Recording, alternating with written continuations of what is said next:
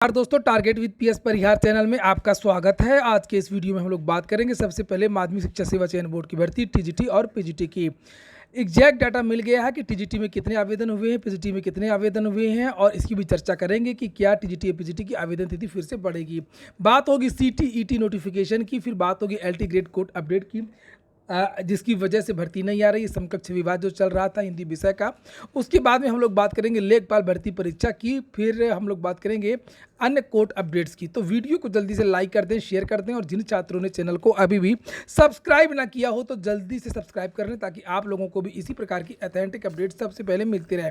चलिए शुरू करते हैं और बात कर लेते हैं टीजीटी और पीजीटी के। बहुत सारे विद्यार्थियों का ये कहना था कि वे टीजीटी और पीजीटी का आवेदन नहीं कर पाए हैं, इसलिए आवेदन की जो लास्ट डेट है वो बढ़ाई जाए। इसको लेकर के कल चयन बोर्ड में प्रदर्शन भी हुआ था। इसको लेकर के मैंने अभी बातचीत की है प्रतियोगी छात्र मोर्चा के अध्यक्ष विकी खान। तो उनका ये कहना था कि उन्होंने वार्ता की है चयन बोर्ड में। जानकारी ये मिली है कि चयन बोर्ड का कोई भी इरादा नहीं है डेट बढ़ाने का, इसका कोई ठोस आधार भी नहीं है। चयन बोर्ड का ये मानना है कि सर्वर धकाधक लगातार अच्छे से चल रहा था, वेबसाइट दुरुस्त थी, चूंकि जो चयन बोर्ड है उसने अपना खुद का वेबसाइट इस बार बना लिया। पिछली बार तो बहुत सारी समस्याएं थी, जिसकी वजह से 4 बार आवेदन की लास्ट डेट बढ़ाई गई, और फिर भी बहुत सारे विद्यार्थी चूक गए थे, क्योंकि वेबसाइट चल ही नहीं रही थी, सर्वर नहीं चल रहा था। लगभग 1.5 करोड़ रुपए, 1.25 करोड़ रुपए खर्च किए गए थे। लेकिन इस बार इस तरीके की कोई शिकायत नहीं आई है, वेबसाइट लगातार चलती रही है, इसलिए जो डेट है वो बढ़ने के फिलहाल अभी कोई आसार नहीं है। वहीं पर अगर हम लोग बात करें तो टीजीटी और पीजीटी के कुल कितने आवेदन हुए हैं, तो सबसे पहले अगर हम लोग बात करें तो पीजीटी की, तो जो जानकारी निकल करके आई है, जो चयन बोर्ड से जो वार्ता हुई है, जो जानकारी निकल करके आई है कि अभी तो रजिस्ट्रेशन फाइनल सबमिशन हो रहे हैं, और भले ही रजिस्ट्रेशन की लास्ट डेट खत्म हो गई हो, आज फीस जमा करने की लास्ट डेट है, और फिर जो है फाइनल सबमिशन की लास्ट डेट 16 तारीख को समाप्त हो जाएगा। तो जो अब तक जो फॉर्म कंप्लीट हुए 2,98,000 पीजीटी के लिए आवेदन अब तक आज की डेट में हो चुके हैं कंप्लीट। 2,98,000 पीजीटी के लिए आवेदन हुए हैं। वहीं पर अगर हम लोग टीजीटी की बात करें तो टीजीटी में 11,89,000 आवेदन, 11,89,000 ट्रेंड ग्रेजुएट टीचर टीजीटी के लिए इस बार हुए हैं। 11,89,000 आप 12 लाख समझ सकते हैं, लगभग 12 लाख इसमें और 2,98,000 पीजीटी, तो लगभग 15 लाख आवेदन इस बार टीजीटी और पीजीटी में दोनों को मिला करके आज की डेट में ये कंप्लीट हो चुके हैं। तो ये हो गई तो कुल आवेदनों की संख्या।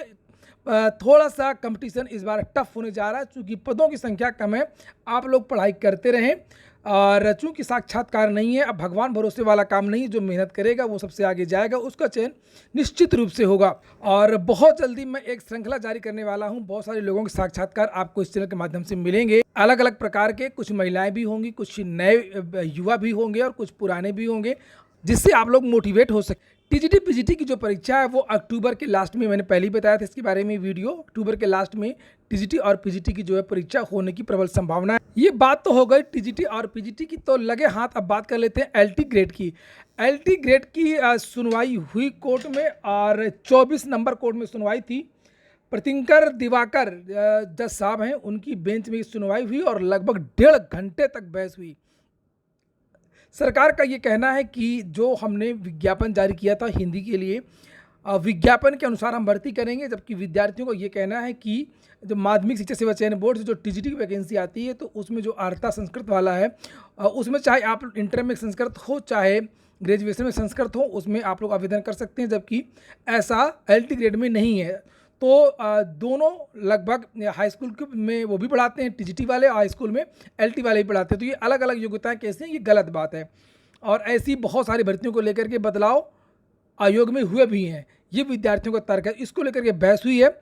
अगली जो डेट है वो 20 तारीख लगा दी गई है, और ये जो समकक्ष का विवाद है, इसी की वजह कहा जा रहा है कि जो एलटी ग्रेड की जो नई भर्ती है वो रुकी हुई है। या तो कोर्ट के माध्यम से ये समस्या सुलझ जाए, या तो जो यूजीसी से मांगा गया है कि समकक्ष का मतलब क्या है और जो योग्यता का मतलब क्या है, निदेशालय से अगर आ जाता है आयोग के पास, तब भी भर्ती निकल आएगी। लगभग 5,000 पदों का अध्याचन एलटी ग्रेड का लोक सेवा आयोग आ चुका है। ये मामला जो है, अब जहाँ तक पूरी उम्मीद है, मेरी बात हुई अभी थोड़ी देर पहले वकील साहब से, सरकारी वकील साहब से भी बात हुई है, तो ये है कि 20 तारीख इसकी अगली डेट लगा दी गई है। अगली डेट 20 जुलाई, और 20 जुलाई को उम्मीद है कि आर्डर सुरक्षित हो जाएगा। मुझे लग रहा है जिस तरीके से आज बहस हुई तो उसमें ऐसा लग रहा था कि अब कुछ बचा नहीं है। सारे तथ्य, सारे दावे आयोग की तरफ से भी दे दिए गए। विद्यार्थियों की जो पूरी जो लॉबी है उन्होंने पूरी बहस कर लिया है। लगभग 296 विद्यार्थी हैं इस याचिका में। तो ये आज जो बहस है वो लगभग हो गई है। तो मुझे लगता है 20 तारीख को एक फाइनल बहस होगी और उसके बाद में आर्डर सुरक्षित कर लिया जाए कोर्ट के द्वारा, और उसके बाद में जब भी जिस दिन भी होगा कोर्ट का मूड, उस दिन आर्डर सुना देगी, और उसके बाद में आपकी जो LT ग्रेड का जो रास्ता है वो साफ़ हो जाएगा। इसी की वजह से आपका जो LT का जो विज्ञापन है वो जारी नहीं किया जा रहा है। और अगली जो सूचना है वो सीटेट नोटिफिकेशन की है। फिर से एक पोस्ट वायरल हो रही, विद्यार्थियों ने ये मेरे पास भेजा है, आप लोगों को भी मिला होगा। सीटेट दिसंबर 2022 के लिए 20 जुलाई से आवेदन। मैंने पता कर लिया है, जानकारी ले ली विश्वस्त सूत्रों से। ये भी जिस तरीके से पिछले बहुत सारे पोस्ट वायरल हुई हैं तो उसी तरीके से ये भी पूरी तरीके से फर्जी है।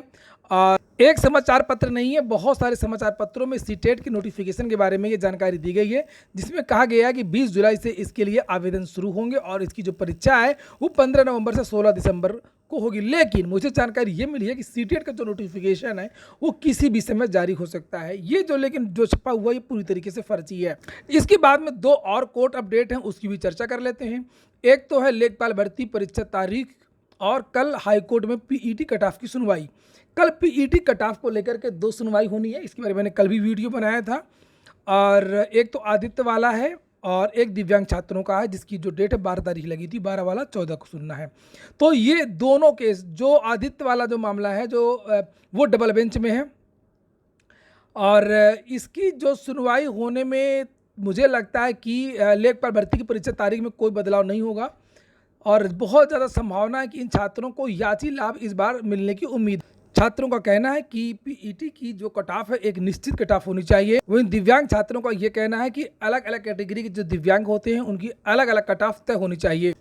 कल चाहे वो हाई कोर्ट का मामला हो, PET वाला, चाहे प्राथमिक शिक्षक भर्ती वाला, इसकी अपडेट आपको इस चैनल के माध्यम से मिलेंगे पूरे एग्जैक्ट।